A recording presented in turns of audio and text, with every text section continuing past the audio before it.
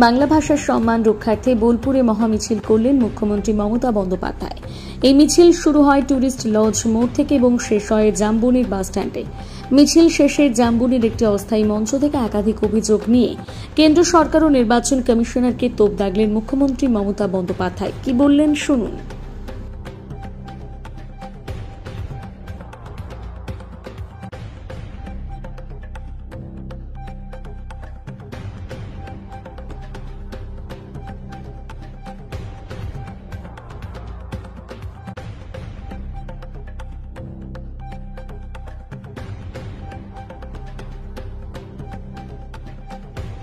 আধার কার্ডও হবে না, প্যান কার্ডও হবে না, বাড়ির দলিলও হবে না। গুজরাট থেকে বসে ঠিক করছে লিস্ট। একটা বাংলার মানুষের সাথে 4টে গুজরাটি লোকে। আমার গুজরাটিরা শত্রু নয়, আমি ওদের সবাইকে ভালোবাসি, কিন্তু কেন এটা হচ্ছে? এটা হচ্ছে তো বিজেপির এজেন্সি, ডাবল ইঞ্জিন সরকারের এজেন্সি, 360 ডিগ্রি এজেন্সি। নামটাও আমি জানি কারা করছে।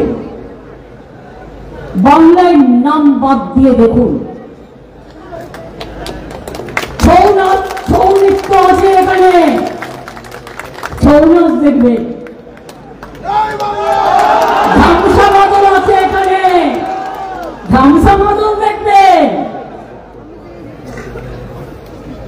ঢোল আছে, ঢোল, কাসর ঘন্টা, শঙ্খ বাজিয়ে দেবো দামামা।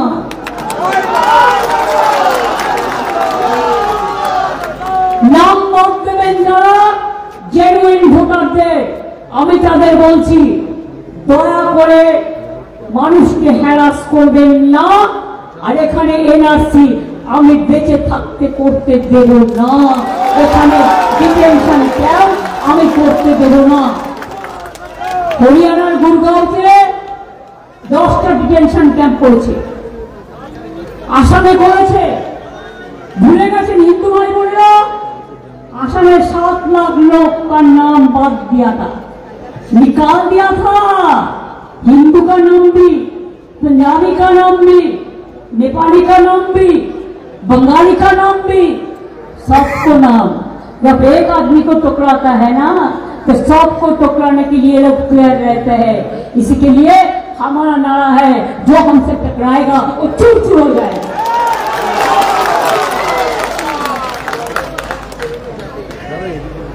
জানেন কি সর্বধর্ম সমন্বয়ের লোকেরা একটু বাড়ি বাড়ি সার্ভে করতে আপনাদের সাথে একটু দেখবেন, দেখতে চান? মা বোনদের শঙ্খধ্বনির আওয়াজের সাথে পারবেন তো? মা বোনরা বাইরেও কাজ করে, ঘরেও কাজ করে, আবার হাতা খুন্তি দিয়ে রান্নাও করে। কি বন্ধু, হবে নাকি একটা খেলা?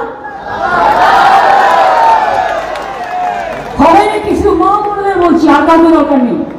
ধামসা মাদল, ছৌ, হরিনাম, ওদিকে ঢোল, ওদিকে শঙ্খ, ওদিকে উলুধ্বনি। চিন্তা নেই, বন্দুক গুলি নিয়ে যাবো না আপনাদের মধ্যে, বন্দুক গুলি নয়, শঙ্খধ্বনি, উলুধ্বনি। মানেটা বুঝতে পারছেন? আর যারা বলছেন নাম বাদ দেব, ভোটারদের রাখবো না, যেন মনে হচ্ছে দেশটা ওদের জমিদারি। আমি বলি জমিদারি মানুষের, তোমাদের নয়। আজকে কেন্দ্রে ক্ষমতায় আছো তো এজেন্সি লাগিয়ে যা ইচ্ছে তাই করছো, ভাবছো এইভাবেই চলে যাবে? অন্যদের বদনাম করে নিজেরা টাকা কামাচ্ছ আর অন্যদের চোর বলছো। এই গভর্নমেন্ট, আমি আপনাদের কাছে আজকে বলে যাচ্ছি, আমার যদি একটু বিশ্বাস আস্থা আমার সব ধরনের প্রতি থাকে, আমার চন্দ্র সূর্য গ্রহর প্রতি থাকে, আমার নদীমাতৃকার প্রতি থাকে, আমার পুকুর চুনবিলের প্রতি থাকে, আমার সর্ব মানুষের কাছে থাকে, এই গভর্নমেন্ট 29 পর্যন্ত চলবে না। তখন বিজেপির লোকেরা কোথায় যাবেন? তখন ডাবল ইঞ্জিন জায়গাটা দেখে রেখেছেন তো? এখন তো কোনো উপায় নেই।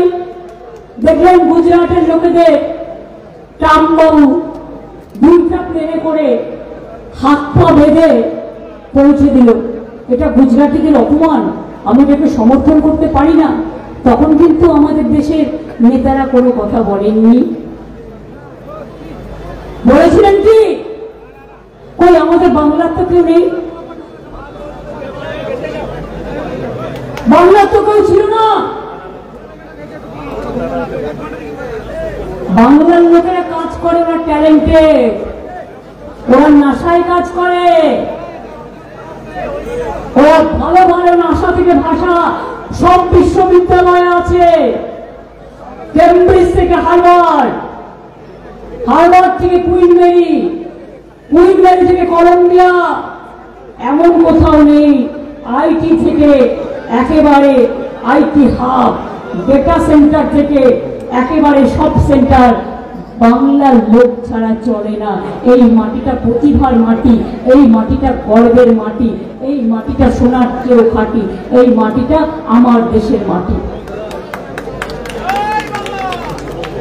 তাই দরকার হলে জীবন দেব, আমার ভাষা কেড়ে নিতে দেব না, কারো ভাষা কেড়ে নিতে দেব না।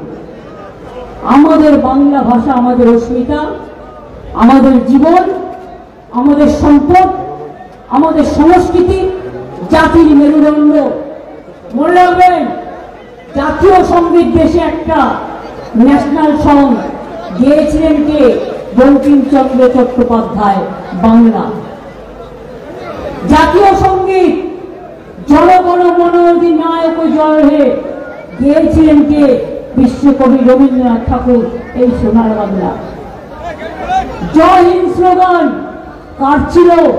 ওটা নেতাজি সুভাষচন্দ্র বোস। বাংলাকে কি করে ইগনোর করেন আর বাংলার লোক ভাষা বলার জন্য অত্যাচার করেন? এই জিনিস চলতে পারে না। যারা করছেন তারা জেনে রাখুন, আমি তো করবই, আমি সমাজের সর্বশ্রেণী, আমি আশ্রমিক কর্তৃপক্ষদের কাছে কৃতজ্ঞ, সাধারণ মানুষের কাছে কৃতজ্ঞ। এমনকি আমার ক্যারাটে গ্রুপ বাচ্চা ভাই বোনেরা আমি দেখছিলাম, স্মার্ট ইয়াং ছেলে মেয়েরা এসছে, অনেক খেলোয়াড়ও এসছেন, অনেক সংস্কৃতিপ্রেমী মানুষ এসছেন, বাউলরাও এসছেন। কি একটু একটার সাথে লড়াই করবেন? কি লক্ষণদার বাউল সাহেব হয়ে যাবে? গানের ভাষার যে কত জোর, সেটা যেদিন বুঝবে সেদিন বুঝবে। কাজেই মনে রাখবেন, একদম লড়াই হচ্ছে, লড়াই হবে। যারা এখনো বাংলার বাইরে অত্যাচারিত হচ্ছেন, আমি তাদের অনুরোধ করবো আপনারা ফিরে আসুন। যদি আপনারা আসতে চান, পুলিশের হেল্পলাইন নাম্বার দেয়া আছে, বলুন কবে আসবেন, আমরা আপনাদের ট্রেনে করে নিয়ে আসবো। কোভিডের সময় নিয়ে এসেছিলাম, আপনাদের নিয়ে আসবো। আমরা একখানা রুটি খেলে আপনাদের আধখানা রুটি দেবো, আপনাদের জন্য স্কিম করবো, আপনাদের কাজে আমি লাগাবো, আপনাদের স্বাস্থ্যসাথীর কার্ড দেবো, আপনাদের বিনা পয়সা রেশন কার্ড দেবো, আপনাদের বাঁচার সুযোগ করে দেবো, আপনাদের ছেলে মেয়েদের স্কুলে ভর্তি করে দেবো। আমরা আজকেই মিটিং করে স্কিম তৈরি করে নিয়েছি। মনে রাখবেন, আমি চলি যখন, আমি হাঁটিও খুব, আমার মাথাও হাঁটে। অন্য কেউ ভাববার আগে আমরা এটা ভেবে নিই। চলে আসুন, কোনো দরকার নেই মুম্বাইতে থাকা আপনাদের। যারা ভালোবাসে না, যারা অত্যাচার করে, কেন থাকবেন? আপনার এখানে শোনার কাজ করুন, অনেক সুযোগ আছে।